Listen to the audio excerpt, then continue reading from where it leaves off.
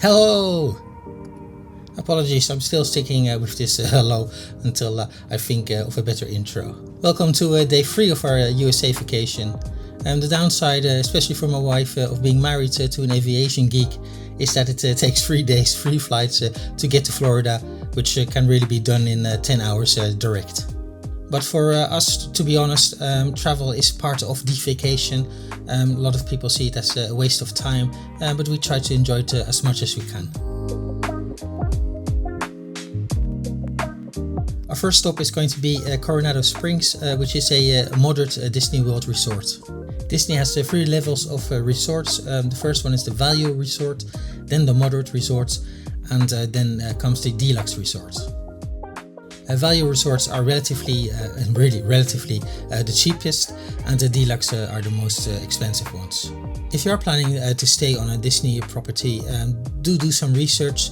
Of course, price is of course a major contributor to what you can and can't do, but all the resorts are very different, and on the lower end there are much more family friendly than on the higher end, so there's a lot to take into account if you're looking for a resort. Do let me know in the comment what your favorite resort is and maybe why.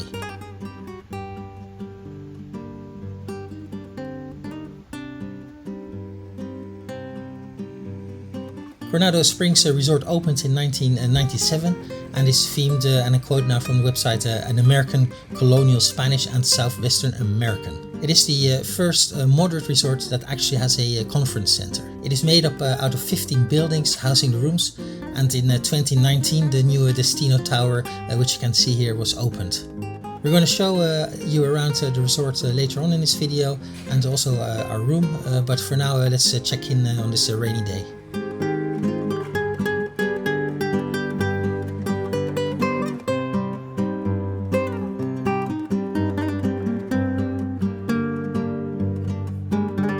The lobby is in a Destino Tower. It moved there when this tower was completed from the old location, and it takes inspiration from Salvador Dali's movie Destino, which was actually produced by Roy Disney.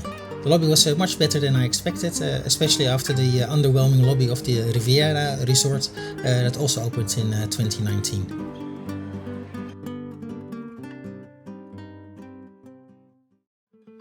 Let's have a look at the room. The room we booked is a Tower Resort View room, which cost us $340 a night, and that does include the taxes.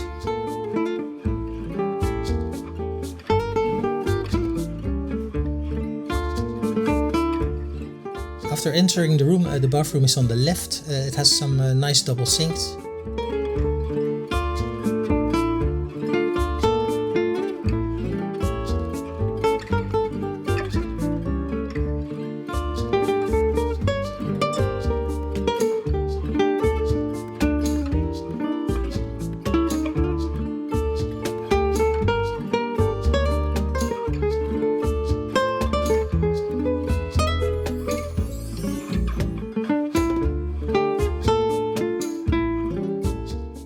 We got a queen double, although we prefer a king.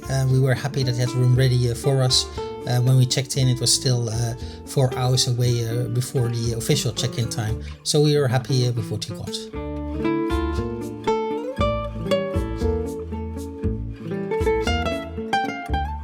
It's a nice room. It has little, well actually no real Disney theming, but the room is nice. The view is good. We were looking out of the front, which we called a resort view for some strange reason, because the resort I think is on the back. It has everything you need. It has a safe, it has a coffee maker, a mini fridge, so yeah, all comforts are here.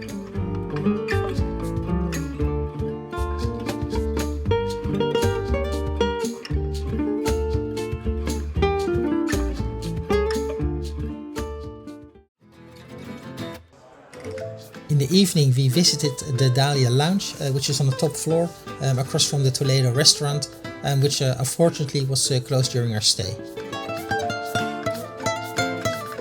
We had some cocktails, some pil-pil shrimps and a charcuterie board. Both the charcuterie board and the shrimps were made gluten-free for my wife, and this way we could share it, and they basically kept the bread on the side. I also ordered the Dahlia ciders for myself, but that was just too much food for me now. We liked the bar. They had good cocktails, some nice food, and it has also a very nice outside terrace which you can sit on when it's not too hot or too cold in our case this time, but it has a beautiful view.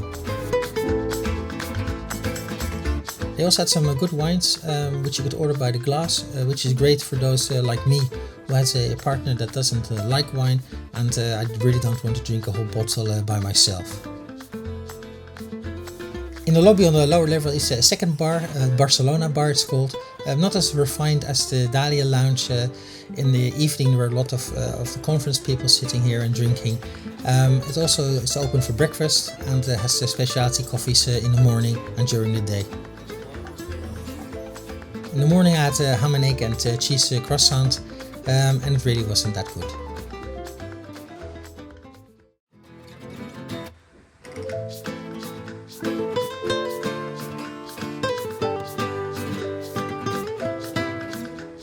As you exit the lower lobby, there's a nice games and a seating area looking out on the lake.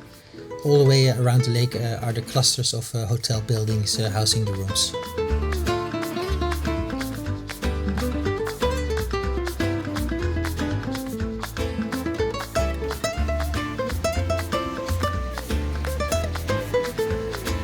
We're now in front of where the old lobby is located, the original buildings, so let's go inside.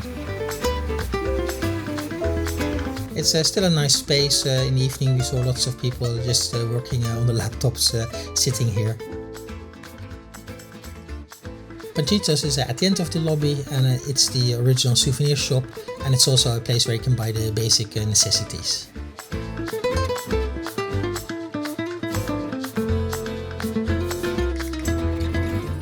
Down the hall is Rick's Sport Bar, very busy, also a bar that serves breakfast, lunch and dinner.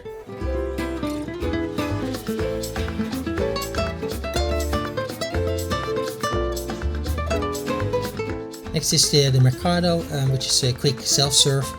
Here you can get a bit of everything. They have burgers, rice balls, pizzas, pasta, salads, and they also do breakfast and lunch.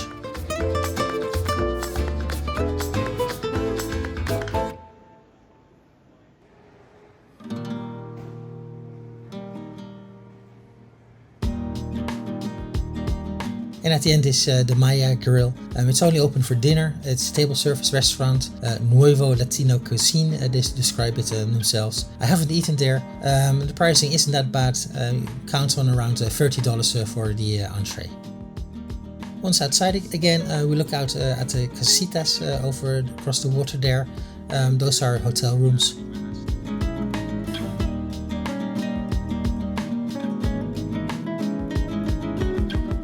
We're crossing now the bridge that will take us to the other side of the lake, and halfway there there's this final dining option here at Coronado Springs, the Free Bridges Bar and Grill at Villa del Lago.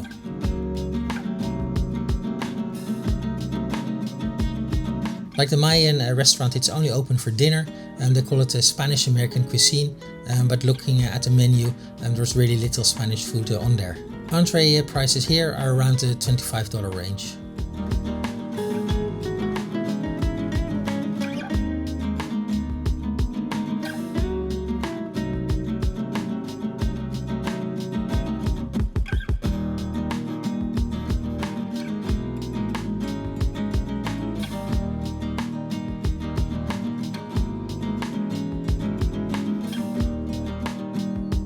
On the other side of the lake is the main recreation area.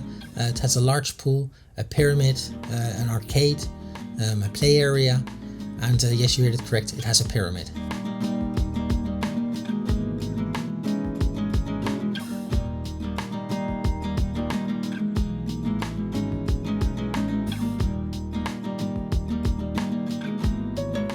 We like to stay here. There was a convention on whilst we were there, so we experienced it at what I guess would be the most busiest, and it was still okay. I don't think a lot of people will call this their favorite Disney resort. However, I do understand that really.